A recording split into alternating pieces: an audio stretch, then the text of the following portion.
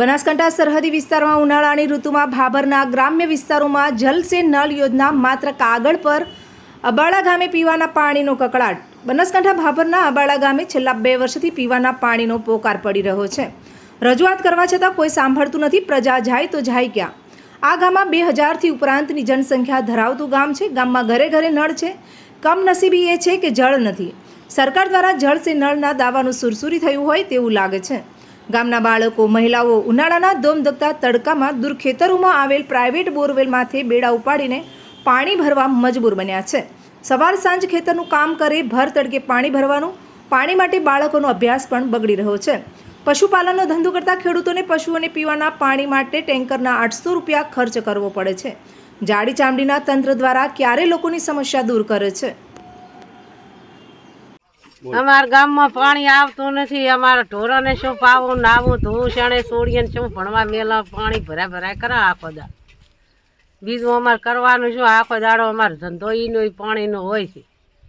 તમે અમારા ગામમાં પાણી આદિ ખુશી છોડો તો સારી વાત કહેવાય. ક્યાંથી લાવો છો પાણી અત્યારે? અત્યારે આ બોર છે અહીંયાથી, કાસામાં ક્ષેત્રમાં બોર છે અહીંયાથી લાવો. ક્યાંથી લાવો? તડકાનું બેહવાનું નહીં, પાણી ભરવાનું. હા, સવારે ક્ષેત્રમાં જવાનું ને બપોરે પાણી ભરવાનું. નાવા ધોવાનું રાત પડે એટલે ક્યાં જવાનું? 800 રૂપિયા લાવવા, 900 ના ટંકર રેડાવવાના. અને ઘર વેરા આવે એટલે અહીંયા પાણી વેરા માગવાના, કાંક અમારું કામ પડે એટલે.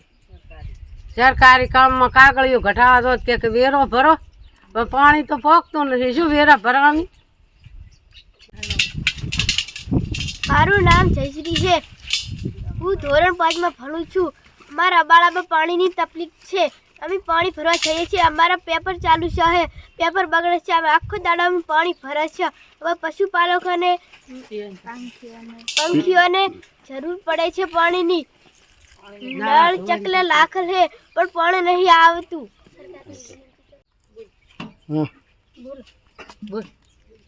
મારું નામ રંભાબેન છે.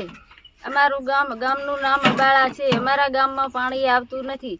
ઘરે ચકલા છે, નળ છે, પણ તોય પાણી આવતું નથી. ટંકર લાઈન રેડાવવા પડે છે. 800 રૂપિયા લે. કોઈ ખાવાનું પૂરું કરવાનું કે ટંકર પાણીના રેડાવવાના કે કોઈ માલનું કરવાનું, શું કરવાનું?